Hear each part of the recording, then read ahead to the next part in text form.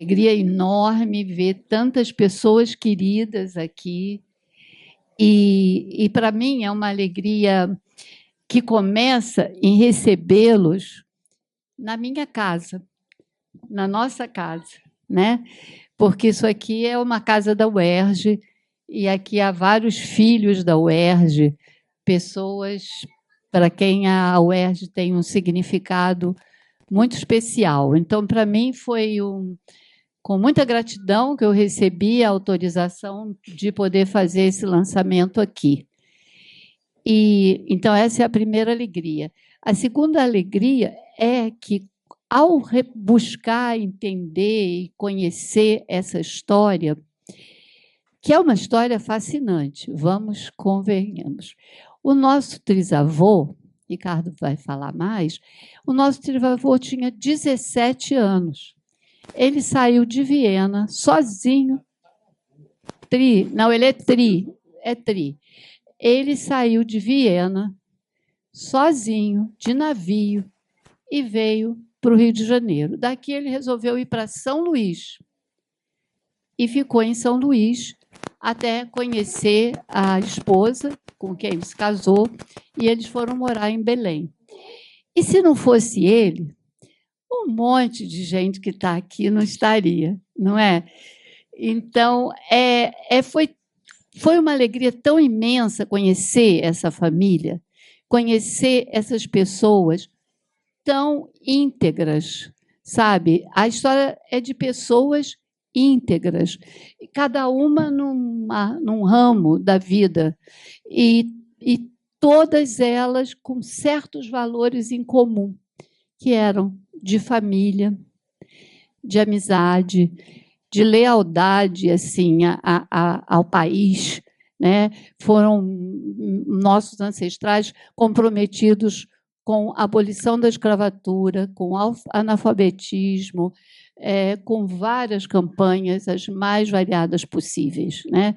Com direitos humanos, enfim. Então, é uma alegria poder escrever essa história. É uma alegria também o fato de ter escrito essa história e permitido que parentes que não tinham chance de se ver ou de se encontrar tivessem se encontrado, né? Primeiro numa conversa de WhatsApp que eu criei, descendentes de Roberto Freire Seidel, e depois pela vida. Estão aqui, né? Um monte, gente que veio de Brasília, gente que veio de São Paulo.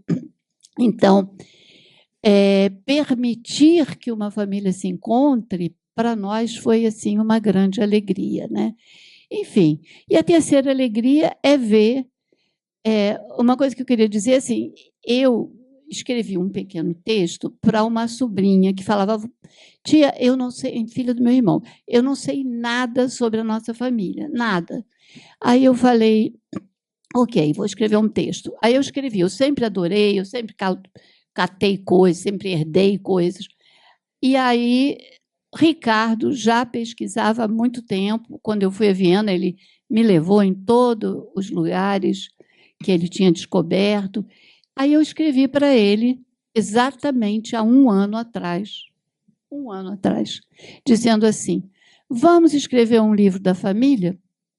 Ele não demorou 5 minutos, criou um documento e mandou para mim no Dropbox.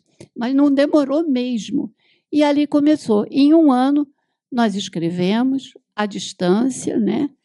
Fizemos o livro todo, produzimos, tivemos todo o processo. Meu filho, que não está aqui no momento, mas foi uma pessoa super importante, porque ele não deixava passar uma vírgula. E tem uma historinha engraçada, que é um dos nossos ancestrais. Eu tinha muitas fotos antigas. O Guilherme está aqui, ele é assim, a quem eu sou muito grata, ele é uma das pessoas que nos ofereceu fotos belíssimas, algumas das quais estão expostas lá. E nós tínhamos uma foto do Francisco José, que é um dos filhos do Carolos. E aí eu tinha uma foto dele com uma menina, uma moça. E eu tinha a mulher dele se chamava Otília. Então eu botei Francisco José, porque era o registro que eu tinha, e Otília.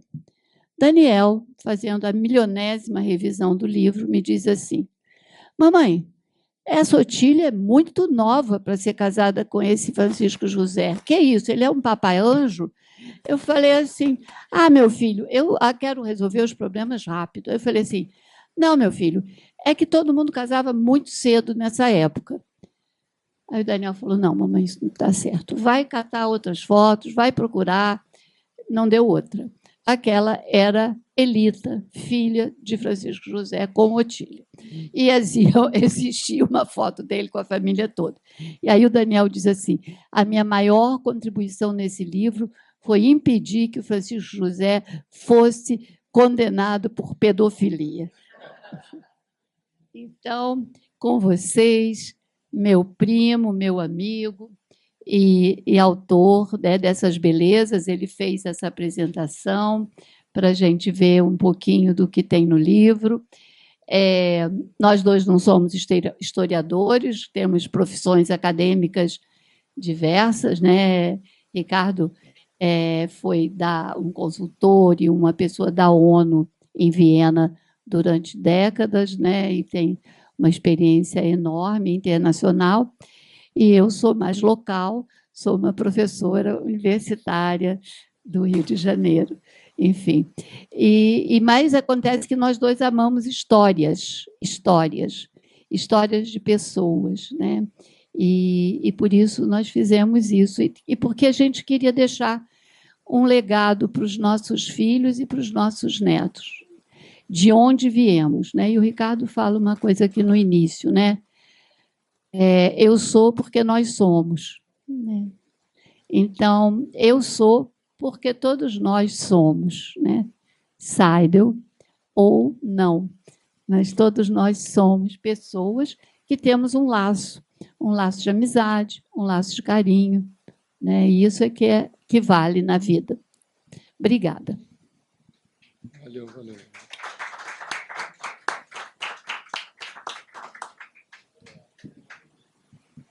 Zé, rápido, discurso belíssimo de Maria Lúcia, me deixa um pouco espaço, então eu vou aproveitar um pouquinho. Que, um pouco assim, como é que é isso? Você escreveu um livro sobre tua família, você não é formado em genealogia, nem história, como é que você se mete? Deve ser uma droga isso que você vai estar fazendo, né? Bom, claro que eu contava, na hora que Maria Lúcia convidou para a gente escrever junto o livro, eu contava com o conhecimento dela. Falei, bom, então acho que dá para encarar. Então eu fui nos meus alfarrábios, coisas que eu tinha, mais por curiosidade própria, né, de tentar me entender, e eu vou dizer por quê. Eu tinha muito material sobre essa família Seidel. Então, falei, bom, então acho que dá para encarar. Com o material, com a capacidade de produção de Maria Lúcia, a gente vai fazer uma coisa boazinha.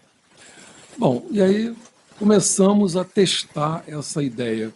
Como ela falou, eu coloquei um primeiro documento, o primeiro era o que ela tinha escrito, no Google Drive, e aí começou a gente a colocar coisas ali.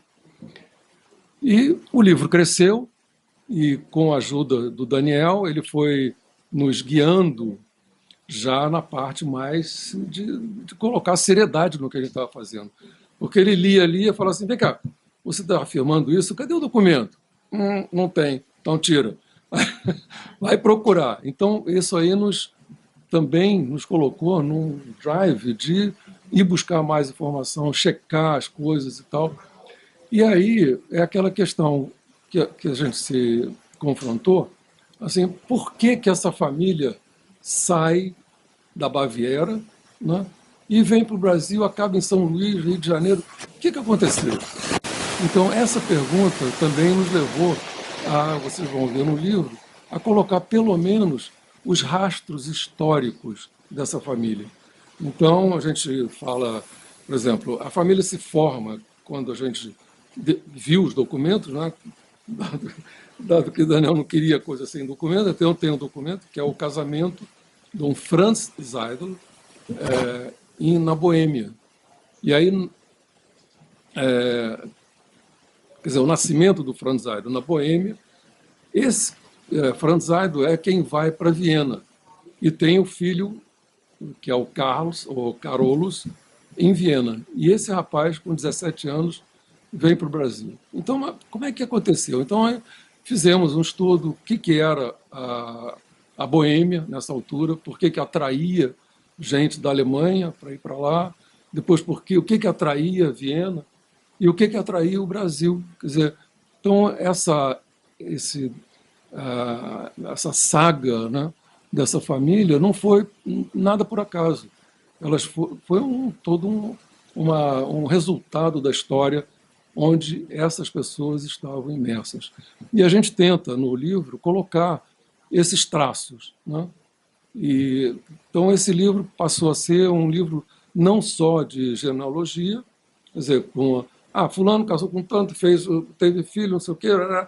Então, ele tem isso também, porque também nós estávamos interessados em ver a formação da família, mas tem o rastro histórico, quer dizer, como é que essas coisas se dão.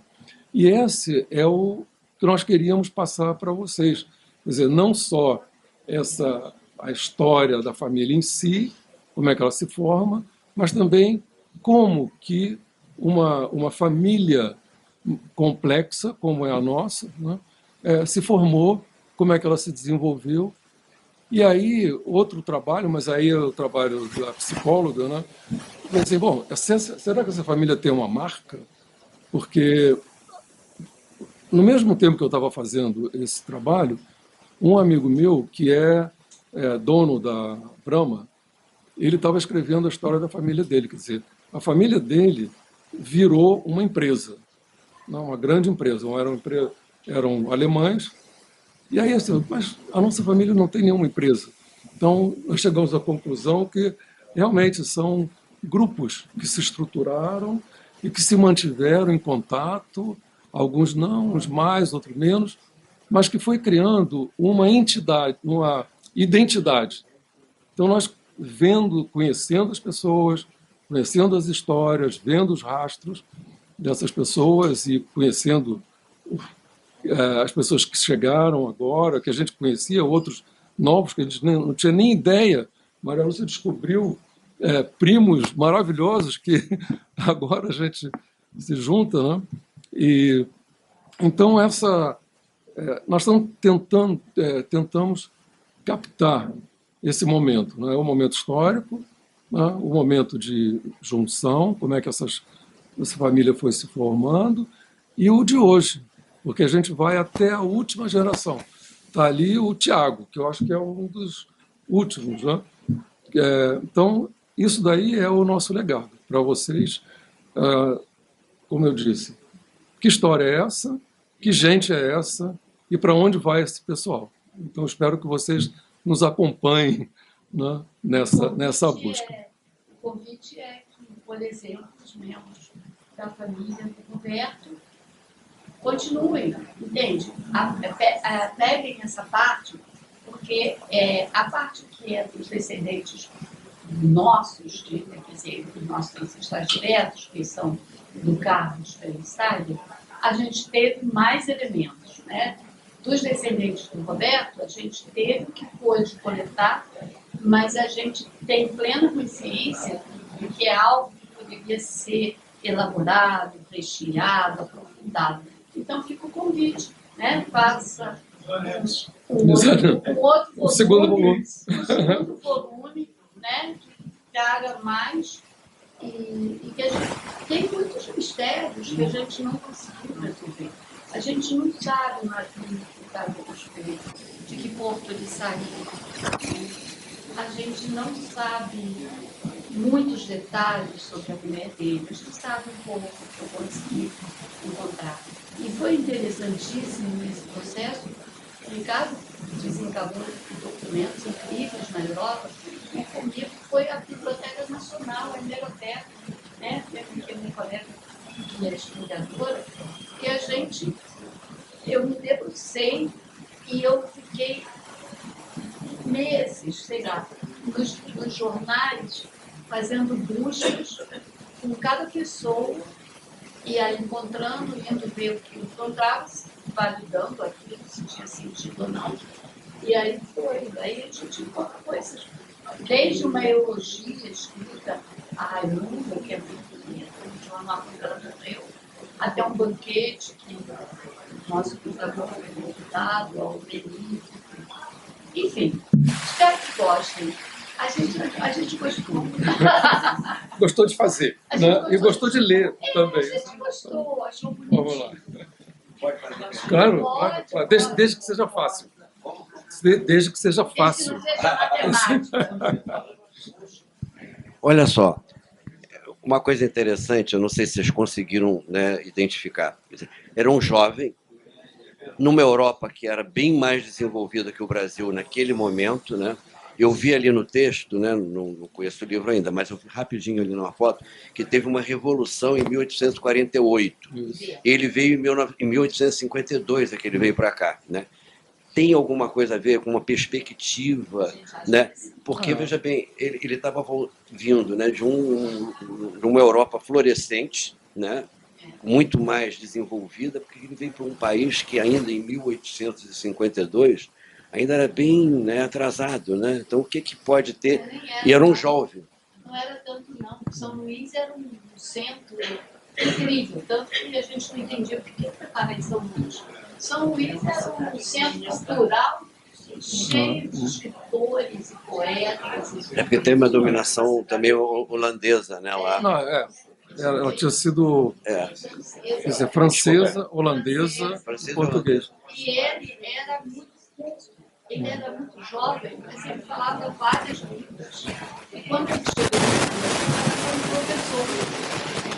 Mas é interessante porque provavelmente na Europa também, pelo conhecimento dele, ele também teria uma possibilidade grande. Né? O que motivou realmente para veja o seguinte, dois fatos. Tá? Primeiro, que o Brasil era muito conhecido na Áustria, porque desde a vinda da Leopoldina, a Leopoldina ela mandava missões de cientistas, de escritores, de pintores ao Brasil para retratar o país. Que país é esse? E esse material todo voltava para Viena e tinha um grande museu em Viena, que era o Brasilianeum, e era super visitado, as crianças, as pessoas. Então havia, o Brasil despertava uma, digamos, uma identificação, né, um interesse e identificação. Então, não é por acaso que ele escolhe vir para o Brasil. Inclusive, tinha um navio direto de Trieste, que era austríaco, ao Rio de Janeiro, né, que tinha sido instalado desde que a Leopoldina se instala no Rio de Janeiro. Então, havia, quer dizer, não era uma coisa desconhecida. E a segunda questão, que a Revolução de 48 mudou o jogo na Europa, entende? Que foi a tentativa, em alguns lugares deu certo, de acabar com a monarquia absoluta. Né? Então, alguns países, inclusive em Viena, se cria uma república, que dura pouco, né? Porque o que acontece? Rapidinho, está no livro, hein? Mais explicado. Essa revolução faz o rei sair do país e o primeiro-ministro. E o primeiro-ministro, que tinha uma polícia muito forte, que era o Metternich. Ele vai embora, e aí esse rei renuncia para o seu sobrinho, que é o marido da Cici. Todo mundo conhece, né? Francisco José.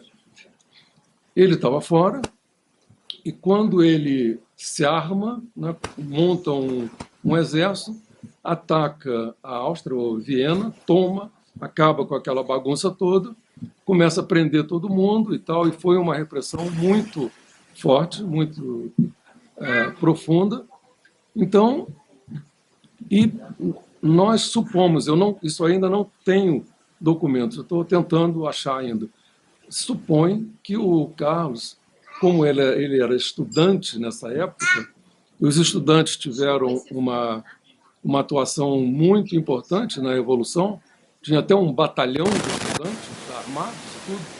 Então, se supõe que ele esteve envolvido nessa revolução. E o pai dele era artesão da área de seda, que estava em conflito com a nova indústria, né? Tanto que na Revolução, que ele estava tirando o emprego dos artesãos, estava entrando a máquina. Então, quando a Revolução, eles colocaram fogo em todas as fábricas de seda. Acabou tudo. Então tinha uma tensão social muito grande ali em Viena. Então, ou o Carlos se diz, bom, a coisa está difícil, vou tentar em um outro lugar, o Brasil é uma opção, vou me mandar para lá. Mas a gente não sabe. Quer dizer, eu não posso afirmar, teve envolvido? Não sei.